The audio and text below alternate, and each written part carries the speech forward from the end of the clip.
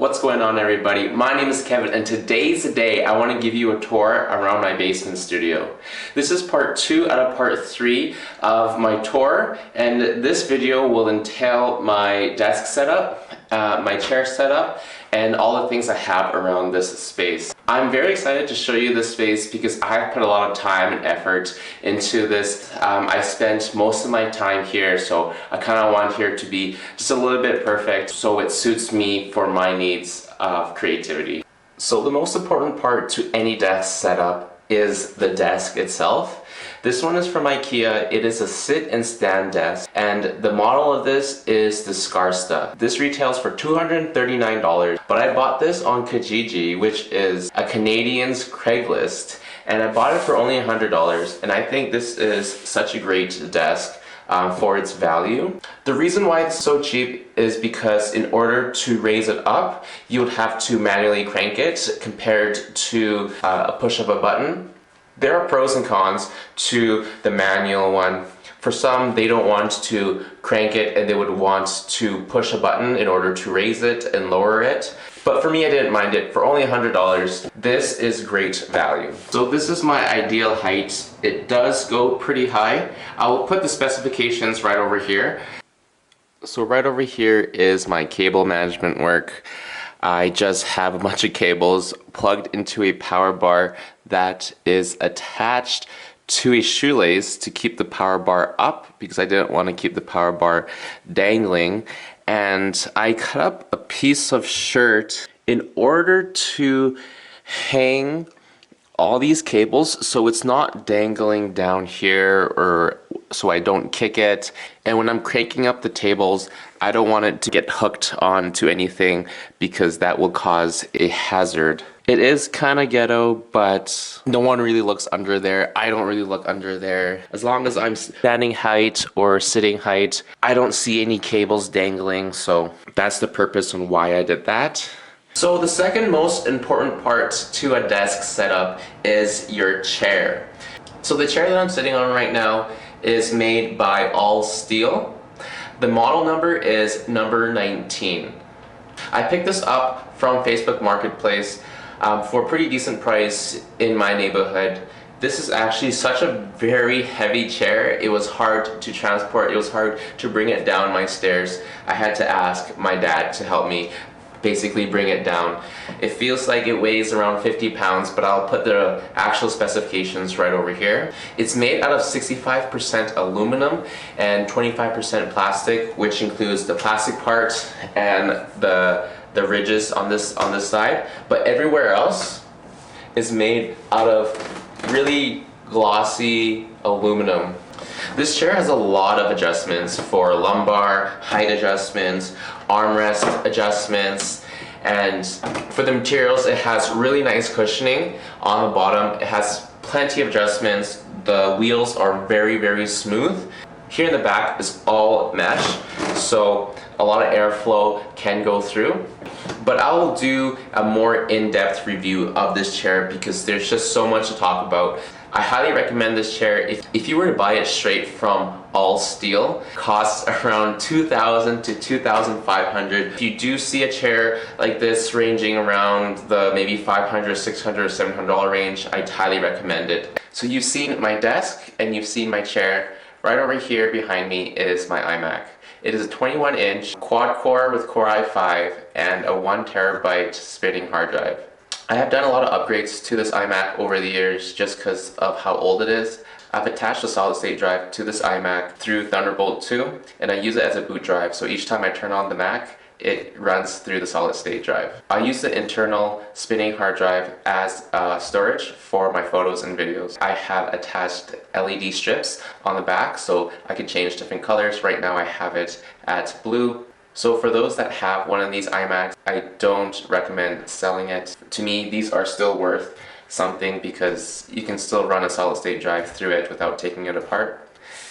And right over here is my MacBook with 16 gigabytes of RAM, quad-core Core i5, 512 gigabytes of storage. My normal setup is running it through target display mode. For those that don't know, it just turns your iMac into a second display.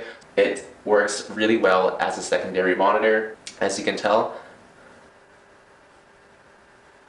What's so great about using this as a secondary monitor is that the colors are pretty much the same. For me, I do a lot of photo editing and video editing, and I want to make sure that the colors match. So using the iMac as a second display is pretty much a no-brainer for me. In order for this to work, you will need a 2009 to 2014 iMac. You will need a Thunderbolt 3 to a Thunderbolt 2 adapter and a Thunderbolt 2 cable. When you plug the MacBook to your iMac, all you have to do is hold Command F2 and then it will become a secondary monitor. So to the right of my iMac is my Luxo lamp. For those that don't know what a Luxo lamp is, just think of Pixar. I picked up this lamp from Etsy. It is from the 1960s.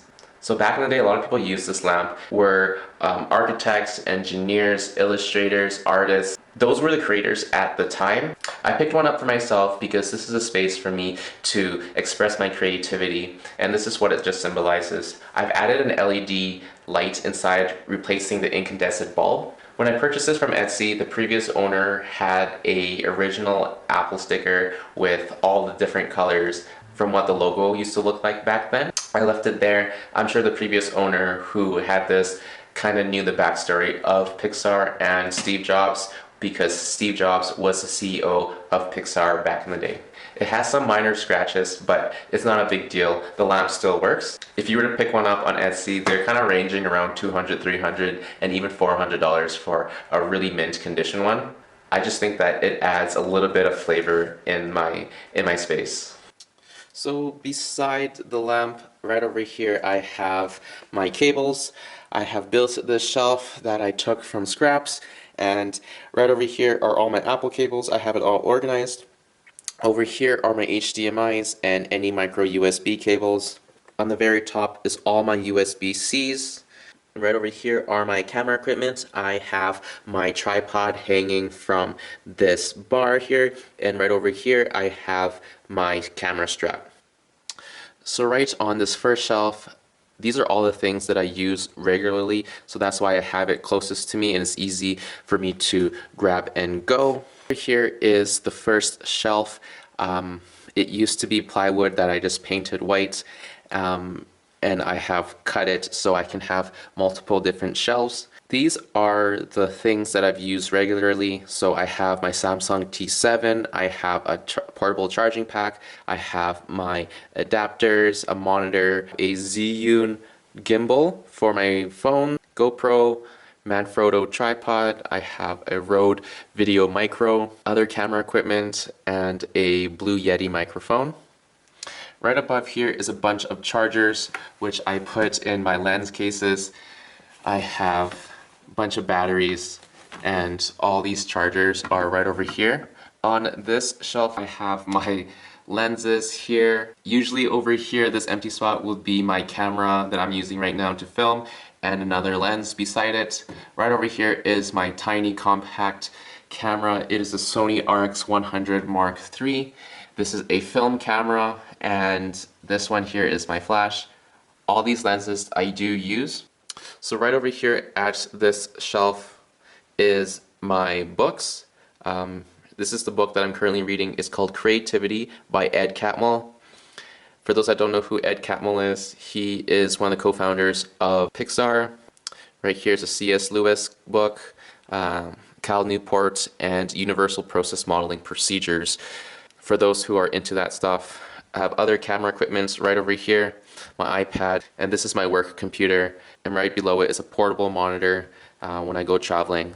Right over here, my friend and I, we installed this outlet ourselves. Before it was just wall. We cut it up, we added the wires, we added this plate. It took multiple hours trying to figure out the wiring, but eventually we got it. And I used the USB outlets here to power all my LED strips.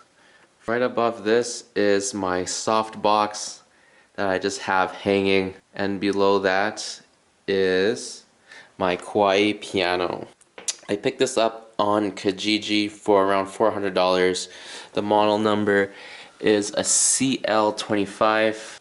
It is electric piano. I play this piano every day, and right over here is the song that I am learning. I'm learning Claire de Lune. Right below it here I have a red trash can.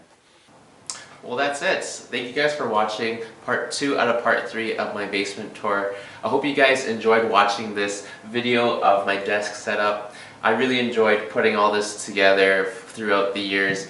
As I'm sure I'll do more upgrades on this setup in the future. In the next video, it'll be the rest of my basement, including my photography studio, my dance studio, and everything else. So stay tuned and take care.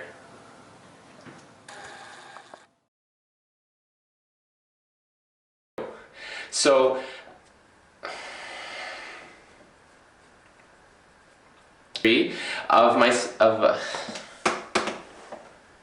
I've just put a little bit.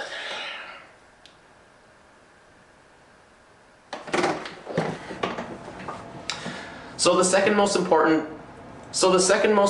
part to other